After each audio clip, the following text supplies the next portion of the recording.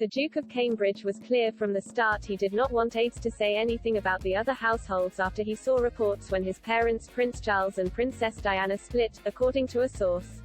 The insider added that William is in a much better place with the press than his younger brother, Prince Harry. The source told The Sun, "William was clear from the start we were never to brief and never to say anything about anyone in the other households. He'd lived through that in the 90s with his parents in the War of the Waleses and doesn't ever want it happening again.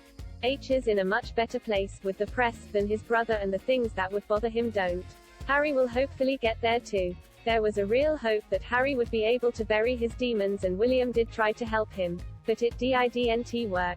The claim comes after the first episode of the two-part The Princes and the Press program, presented by Amol Rajan, an avowed Republican, aired last night. The documentary explores the relationship between William and Harry, who have been at the center of an ongoing rift, and the media.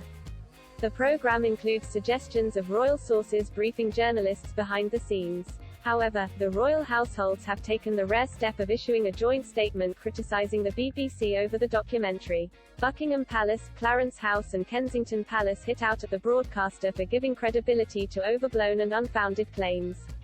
A statement from the royal household said, "A free, responsible and open press is of vital importance to a healthy democracy. However, too often it is overblown and unfounded claims from unnamed sources that are presented as facts, and it is disappointing when anyone, including the BBC, gives them credibility." During the documentary, the Sussex's biographer Omid Scobie claimed negative stories about the couple came from other royal households. Mr. Scobie alleged, "There has been a lot of rumors for some time that a lot of the most damaging and negative stories about Harry and Meghan, that have ended up in the pages of the press, have come from the other royal households or from other royal aides or courtiers. From my own experience that is true." But Peter Hunt, former BBC royal correspondent, said, "That did not happen the chunk of the time I was doing the royal family. You have to assume that they would have only done it if they had the approval of their principal. I guess it's an indication of what, at that point wasn't in the public domain, which was the fracturing of the relationship between these two brothers."